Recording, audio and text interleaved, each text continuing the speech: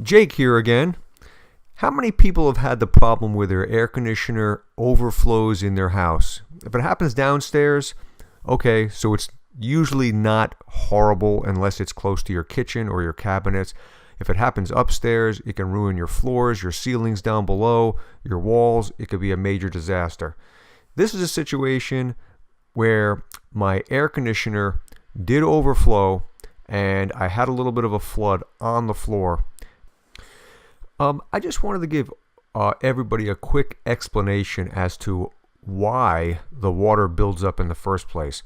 First of all, as you know, the air is drawn through the air conditioner from the bottom of this unit straight up, as you see.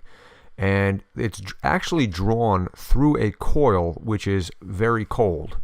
And the coil in this particular air conditioning unit is actually shaped like a V, as you can see.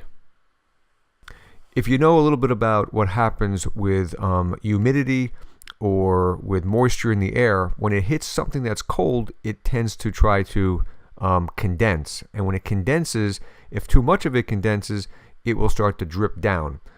Think about what happens when you have a cold glass of ice water or soda or something like that. The outside of the glass will get wet and eventually start to drip. It starts to sweat and it comes straight down.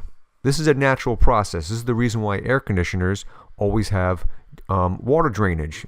And so these pipes you see coming off your air conditioner are designed to drain the water. You see water dripping out of the bottom of cars. You see water dripping off of air conditioner drain pipes. Now, keep in mind that the pipe that you see here that I'm pointing to, that pipe has to be clear. What happens over time is that those pipes, they tend to build up with some kind of debris, with lint, with all kinds of stuff, and that stops the water from flowing. When the water stops flowing, the water will build up in the pan and overflow off the sides of the pan. Now, one of the things you can do is you can add one of these safety switches. Now, this thing right here is designed to actually shut the air conditioner off when the water level in the pan gets too high.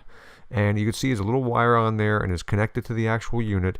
When the water level comes up, there's a little float in there. It raises the float, it flips a switch, and it's supposed to turn your air conditioner off. But it doesn't always work. That's the problem. So what we're going to do is we're going to add an alarm. So if water happens to hit the ground, this thing is going to go off like a siren. And it's going to wake me up and my family up if this tends to happen. So let's take a look at this product. This is called the Watchdog. I paid only about $12 for it over at Home Depot. And what it's supposed to do is it's supposed to detect leaks before they cause damage. Any amount of moisture on the ground, even if it's just a drop, it will pick it up and it will go off like a siren. As a matter of fact, it's so sensitive that just my fingertips on the electrodes is enough moisture to cause enough conductance to cause the alarm to go off. It's basically a continuity tester. And basically what happens is there's two leads. When you complete the circuit, the alarm goes off. It's just flipping a switch. Okay, let's go ahead and put our 9-volt battery in, which by the way was not included. And we're going to put the little plastic cover back on. And we're going to test this thing by simply touching the electrodes with my fingers. You're going to hear how loud it is right now. Wow, it's like a smoke detector. It's very, very loud. As a matter of fact, my dog jumped and ran across the room when I did that. So it's going to wake you up if it happens in the middle of the night. All right, so next thing we're going to do is we're actually going to hang this thing. And they give you about a 6-foot wire. Technically, you can put this thing right on the ground and just mount it there because the leads are on the bottom. But I decided to keep it up high and very, very simple. Just drill a simple little hole. We're going to put a little anchor in the wall and then put a screw. By the way, they don't give you any hardware in here. There's no anchor and there's no screw. So I had to get my own. No big deal. Here's where we pull out the wire. Like I said, there's 6 feet of wire. And I'm just going to take the wire and I'm going to put it down on the ground in a place where I've noticed in the past where the water tends to accumulate. I actually have like this little divot in the tile where the the last air conditioner was, there was like a 2x4 stand holding the air conditioner up, and there's a little space in where the tile is where the water tends to pool. And so I know that if I put my sensors, my lead in there, it'll pick up the water because that's where it tends to go just about 100% of the time. I decided to take a staple gun and just tack the wire neatly against the wall so it's not just hanging there. And when I got to the ground, you can see that the electrodes will just simply sit on the ground. And as I was saying, it is so sensitive. You could see that when I put my fingertips on it, just when I drape my finger across it, it picks up the moisture from my fingers, and that's enough to get the alarm to go off. So as I was saying, any amount of water that this thing picks up, it's going to go off, and I'm not concerned at all about it, and it's going to wake us up.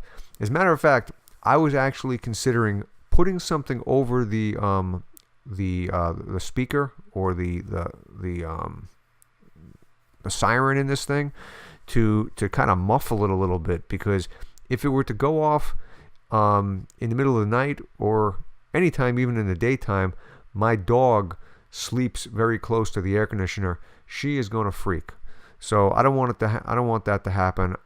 I just needed enough to get just to bring my attention to it, and so I'm going to do something to muffle the speaker on top if I can. And so there it is. That's the completed project. I took a final view of this thing, and I kind of just, you could see where I tucked that little sensor. It's kind of in that little divot right there where the tile is missing, and the water, like I said, always tends to accumulate in there after it lands on the tile. So I know for sure that if the water overflows out of this unit again, that thing is going to go off and I'm not going to have a problem. So anyway, listen guys, I hope you enjoyed this video. I hope it's helpful. I highly recommend that you put something like this in your house. You can set it by your air conditioner the way I did it. You can even put it near your hot water heater, under your sink, any place that you are afraid that you might have a water leak. If it happens while you're home, it's going to bring your attention to it, and you'll be able to shut the water off and fix the problem before damage is done. Listen guys, if you like this video, please give me a thumbs up, please subscribe, please share, and have a great day.